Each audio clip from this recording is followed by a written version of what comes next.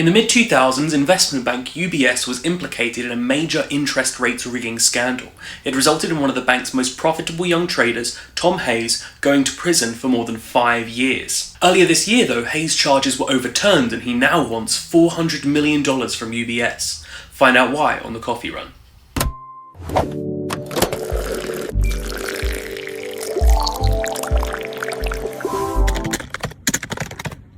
Every day on eFinancialCareers.com, we give you a rundown of news in banking, finance, and beyond on Morning Coffee.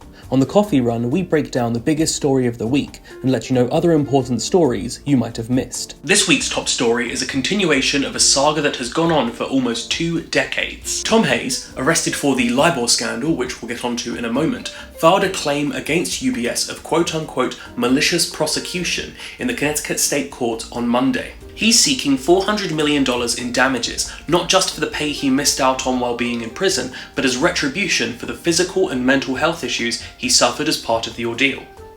First though, what is the LIBOR scandal? LIBOR stands for the London Interbank Offered Rate, which is a now discontinued interest rate that was used as a global benchmark for hundreds of trillions of dollars of transactions. LIBOR was set based on estimates submitted by a variety of banks, including UBS. To give you the cliff notes, Hayes used his network of contacts to make the LIBOR rate lower than it should have been in order to profit his own trades. According to Hayes, he received no training on proper procedure for LIBOR and learned manipulation techniques from his managers. Thanks to his LIBOR manipulation and trading acumen, Hayes made a lot of money for UBS. He said he generated more than $300 million in profits for UBS in just 3 years between 2007 and 2009. In the first 6 months of 2009 alone, he said he brought in $169 million when he was aged just 27.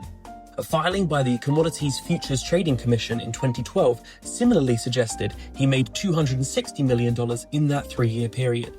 We don't know exactly how much he was paid at UBS, but in 2008 he said he was offered a $2.6 million bonus at 26 years old when he threatened to leave. It was a bonus that he turned down.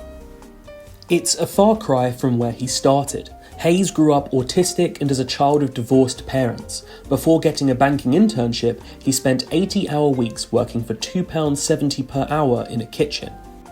When he made it as a trader, Hayes developed a lavish lifestyle. He had a £1.5 million house, 5 Mercedes-Benzes, and would take colleagues on trips to Las Vegas to watch boxing matches accompanied by bottles of champagne. For as much as everything changed when he entered the world of banking, it changed tenfold when he left.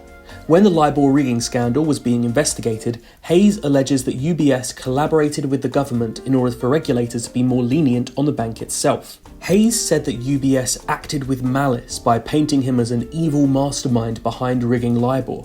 After a lengthy court battle and more than $1 million in legal fees that led to Hayes losing his house, he lost his case and was sentenced to 11 years in prison in 2015 at the age of 34. Hayes spoke to us after his release about how the experience changed him. He said that in his past life he would lose sleep over late trains and the thought of being laid off, but in prison he had the threat of being throttled by his cellmate. Rather than going into a cushy, low-security prison you might assume they'd send a white-collar criminal to, Hayes was sent to high-security prisons, including Wandsworth and Belmarsh, where he said he would reside with violent criminals, get assaulted multiple times, and even survive an attempt on his life.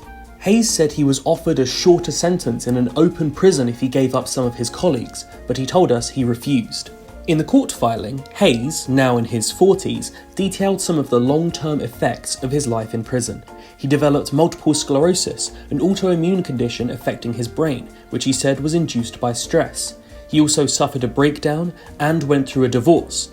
His son is also in therapy due to the trauma of his father being in prison. Hayes was released from prison a few years ago on probation, but received further vindication when his conviction was overturned earlier this year. A panel of judges concluded that Hayes was given an unfair trial. It's not proof of innocence, though. An appeal made by Hayes the previous year was denied due to indisputable documentary evidence that he was involved in the manipulation of LIBOR. Although, in his claim, Hayes said he was open about his requests to change LIBOR because it was simply industry practice.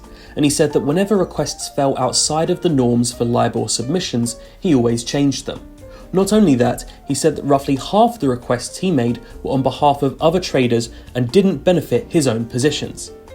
Hayes has frequently said what he's doing is not about the money. He told us that had he been offered $20 million to go through all that he went through, or receive nothing and avoid it, he'd have picked the latter option. Still, he may well receive 20 times that figure if the appeal goes his way.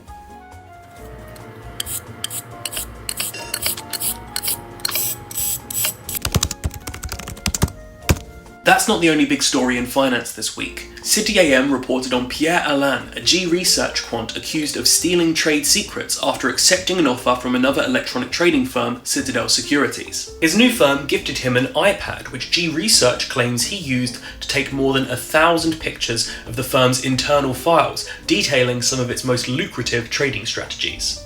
After Alain resigned, G-Research checked its system logs and found that he'd remotely accessed his work computer for multiple hours the weekend before he left.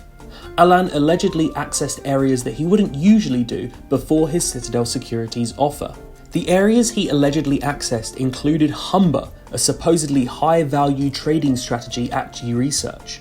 Humber is a recent invention that the firm spent a lot of resources on, and G-Research alleges that more than 400 photos on Alain's iPad pertained to that strategy. Alain himself refutes this. He said he impulsively took the photos as a mere aide-memoire. Alain has also made a few text files containing information on Humber, but Alain claims that this was done prior to getting the job from Citadel Securities and was done to help him prepare for his interview. Alain's approach to the Citadel Securities interview was also, allegedly, a bit bizarre. He told Citadel Securities, allegedly, he was on a salary of £230,000 at G-Research and said he received a pay rise in each of his last 2 years.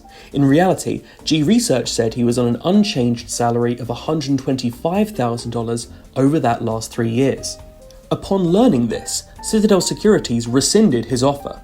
G-Research is also looking to punish Alain by extending his gardening leave, preventing him from joining any other rivals, and it's potentially seeking financial remedies too. Other trading firms take a similarly hard approach to punishing their transgressors. Jane Street took legal action after 2 of its traders, Douglas Shadowald and Daniel Spottiswoode, left for hedge fund Millennium, claiming their departure cost the firm $150 million over 2 months. The traders refuted this by saying they only made roughly $4 million in the period after they joined Millennium, but the case was settled out of court. That kept the nature of the strategy under wraps until it was exposed by regulators who accused the firm of market manipulation in what is an ongoing legal saga. The fewer people know about your strategies, the better, it seems. Business Insider, meanwhile, reported on the rise of digital employees in banking. Top technologists at JP Morgan and Goldman Sachs both seem to suggest the role of junior bankers in the future will be to deal with agentic AI subordinates. Teresa Heitzen-Reither, Chief Data and Analytics Officer at JP Morgan, said at the Evident AI Symposium last week that management roles will come earlier for people in the future, but rather than humans, you'll be managing quote-unquote digital colleagues. Marco Argenti, Chief Information Officer at Goldman Sachs, used the term virtual employees in his own fireside chat at the symposium, in which he said the apprenticeship system of investment banking will remain a crucial part of career progression for bankers regardless of the adoption of AI. If digital employees now do jobs once done by humans, then what do all the humans do? Citi CTO David Griffiths said at the symposium there's a new class of employee, AI accelerators, whose job is to find new AI use cases at the bank and spread awareness of them. Griffiths said there are roughly 4,200 accelerators in the bank today, and that part of the way they spread awareness is by creating bite-sized videos to teach people how to use the tools. The fate of humans in banking may well be to become internal influencers. And from the Wall Street Journal, Barclays is spending $800 million buying a Fintech. It's acquiring Best Egg, a US loan origination platform led by Paul Ritchie, a former senior director in Barclays Retail Bank. The founding group contained a number of Barclaycard alumni who are each set to take home a share of that $800 million. It'll make them some of the highest paid Barclays employees this year. Other ex-bank staff who founded their own startups have cashed in their chips this year too, but they haven't all created platforms to lend money to people. For example, Kirat Singh, a technologist who's famous for helping build the Goldman Sachs SecDB pricing platform, which helped the bank avoid the 2008 financial crisis, created his own risk management platform, which he sells to other banks. Singh's company, Beacon Platform, was sold earlier this year for $560 million to Clearwater Analytics, making him more than he ever could have earned in banking. We don't know how much Ritchie & Co made from the sale, but you have to imagine multiple people made tens of millions, if not more. For reference, Reuters estimated last year that Revolut CEO Nick Storonsky owns 17.8% of his firm's stock. If Ritchie owns a similar amount of Best Egg, he may well have just made over $100 million. Thank you for watching The Coffee Run. If you want to check out our articles, you can go to eFinancialCareers.com, or you can subscribe to our newsletter by following the link below. You can also like this video and subscribe to the channel if you want to get more news updates like this every Friday.